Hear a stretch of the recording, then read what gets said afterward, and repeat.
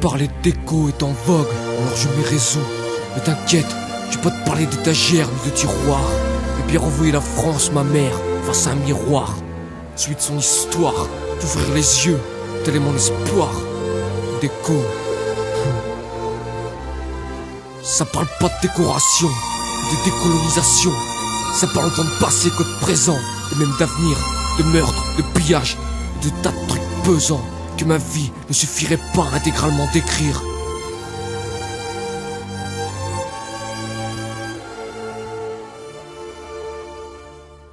Il existe un truc, un machin, une chose, un système dont je suis pas sûr de connaître réellement les causes. Dans son essence, l'avilissement de l'Afrique, ses modes opératoires sont diverses, mais toujours de traverse, et hors du chemin légaux et moraux. Un système jamais vraiment remis en cause, un système que pendant des années personne n'expose, jusqu'à ce qu'un écrivain décide d'y fouer sa plume et son flair. François-Xavier Verschaft, trop méconnu dans nos terres. Les moteurs de ce système diffèrent selon les gens et les instants. Citons en vague l'impérialisme, l'anglophobie ou l'argent. Ce dernier est au moment présent le facteur le plus déterminant. Toujours est-il qu'un grand nombre y collabore. C'est en partie ce qui fait que mon pays je l'aborde. La France-Afrique, c'est ainsi qu'il convient de l'appeler, et ses composants sont disséminés des deux côtés de la Méditerranée. La France-Afrique. J'ai entendu que l'Afrique, papa, c'est fini, alors décolonisons, décolonisons. J'ai entendu payer des droits de l'homme et autres conneries, alors décolonisons, décolonisons. J'ai entendu parler de rupture d'indépendance, alors décolonisons, décolonisons. J'ai entendu, mais j'ai rien vu, alors décolonisons.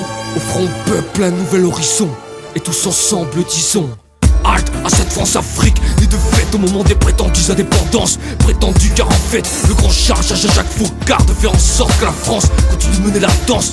Celui-ci s'attela avec ardeur à la tâche, utilisant les pires méthodes à outrance, activant ses réseaux sans relâche. Et si elle ne n'est qu'à cet instant, c'est que ses parents avaient déjà bien travaillé auparavant. Au moment où je vous parle, la France contrôle encore une bonne part de ce qui était son empire colonial.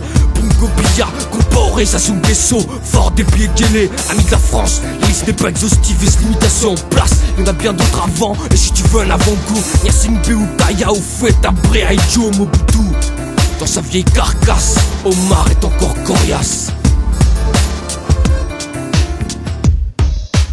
J'ai entendu que l'Afrique, papa, c'est fini, alors décolonisons, décolonisons. J'ai entendu payer des droits de l'homme et autres conneries, alors décolonisons, décolonisons. J'ai entendu parler de rupture d'indépendance, alors décolonisons, décolonisons. J'ai entendu, mais j'ai rien vu, alors décolonisons. Cette spirale infernale brisons, et tous ensemble disons halte à cette France-Afrique qui limite pas ses méfaits aux frontières du tricolore empire colonial. On trouve trace de son existence au travers des temps dans d'autres états, comme au Zaïre, en Angola ou encore au Rwanda. La France est responsable de tous les malheurs de l'Afrique. C'est ce que beaucoup interprètent de mes textes et de mes actions. Avant d'interpréter, faire mieux d'écouter avec attention. J'ai jamais dit que la France était seule responsable, ça n'a jamais été ma position. Et ça, je le dis en longueur de temps, mais je sais déjà que des cons n'auront pas compris. Peut-être qu'ils n'entendent que ce qu'ils veulent entendre, ou alors sont-ils tout simplement abrutis. Non, j'ai très bien que la plupart le font pour me discréditer, parce qu'ils savent, c'est donc la complicité. J'ai entendu qu'il fallait signer l'acte de décès de la France-Afrique, et j'ai vu pour quel loin de pouvoir mettre en place cette belle envolée lyrique.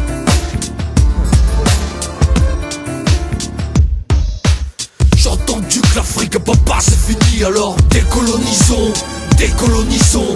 J'ai entendu payer des droits de l'homme et autres conneries, alors décolonisons, décolonisons. J'ai entendu parler de rupture d'indépendance, alors décolonisons, décolonisons. J'ai entendu, mais j'ai rien vu, alors décolonisons. Sortons les peuples de leur prison, et tous ensemble faisons une halte, donc marche vers l'enfer. Une marche que dis-je, une course effrénée, parfois même les yeux ouverts. Je perpétue l'action artistique envers ceux qui tuent. Je perdure la tradition d'un rap dur et sans concession. Je fais scission et sécession avec mon pays. Patrie d'esclavage et de soumission, patrie de voleurs de pognon, on fait la diane aux élections. Je prends l'action car les paroles font plus rien face à ces chiens. Colonie française d'Afrique, c'est même marqué sur leur billet. Ah non c'est vrai, ils ont pensé à changer l'intitulé. Ouvrez les yeux, tendez les oreilles. Je me répète mais putain c'est toujours pareil. La chaîne France-Afrique enchaîne l'Afrique. Il faut que le peuple décide et non décède. Il faut s'unir pour cesser de subir des colonisations, pour se mettre en place sans plus d'hésitation. Il en va de la survie de population. Il en va de la survie de population. J'ai entendu que l'Afrique, papa, c'est fini, alors décolonisons, décolonisons. J'ai entendu payer des droits de l'homme et autres conneries, alors décolonisons, décolonisons. décolonisons. J'ai entendu parler de rupture d'indépendance, alors décolonisons, décolonisons. J'ai entendu, mais j'ai rien vu, alors décolonisons. Repeuplons les plaines de notre raison, et tous ensemble disons halte à la France-Afrique, celle qui protège Idriss Déby, celle qui flique sa santé génocidaire serbe en 96 à Kisangani, celle qui assassinait Aslanus Olympio ou Del Bono ou Thomas Sankara, celle qui massacra les Bamileke au Cameroun après les avoir parqués. Une pensée pour toutes les victimes anonymes et pour les leaders Robeno Miope, Afana Osende ou Félix Moumier, celle qui sponsorisa le génocide Tutsi, ex-Futra Akazu et patron d'Interahamwe, celle qui filme Biafra sécessionnaire, provoqua une famine et après pour la première fois de l'histoire on appela la compassion des ménagères, celle qui brada la vie de Sud-Soudanais pour la capture de Carlos, celle qui pisse en pause, celle qui arme les deux camps d'une guerre pour être sûr de gagner, celle qui souffle du Jacques Taylor, ce bâtard qui a pu encore plus ses peinards à Calapar. Celle qui félicite les vainqueurs fraudeurs avant que le résultat soit connu, celle qui se permet de donner des leçons à New York au siège de l'ONU, celle qui met enceinte l'Afrique à couche de chien parce que moins et plus ça fait moins, celle qui laisse souiller son sol par des assassins au moins pleines de sang comme Peter Botta ou Jonas Savimbi. J'espère que t'as capté la référence mon gars, celle qui a ce putain de syndrome de Fachoda, celle qui a cette putain de vénalité comme une bonne part de l'humanité mais s'excuse pas, celle qui ose pas les rôles positifs dans les colonies, celle qui érige en héros Jules Ferry, celle qui oublie à quel point elle a tué en Algérie, celle qui asséna des coups de massue à Alger, celle qui censure a du sang sur les mains, qui prend un putain de pied à massacrer, celle qui crée à elle pour garder ses territoires dans son giron, celle qui vole les richesses naturelles et prend les champs pour des cons, celle qui écoute sale car celle qui n'aura jamais mon absolution. Celle qui se sait tellement forte qu'elle truc des élections en direct à la télévision, celle qui tue pour le plaisir aimant comme elle respire, celle qui garde sous le bras des ex-phares Interahamwe et qui les mandate dès qu'il y a un territoire à conserver, un dictateur membre à soutenir comme Sassou Nguesso au Congo ou Mobutu au Zaïre, celle qui change de dictateur même aux yeux de la communauté internationale devient imprésentable, celle qui se prétend et se pose comme respectable, celle qui fricote avec des sectes et un beau porte-étendard du népotisme et du clientélisme, celle qui pue le racisme, le ségrégationnisme, celle pour qui je n'ai que du mépris, celle qui me fournit des exemples à l'appel, celle qui me donne à l'appel des raisons de la haïr, celle qui me fait respirer car je ne vis que pour la détruire.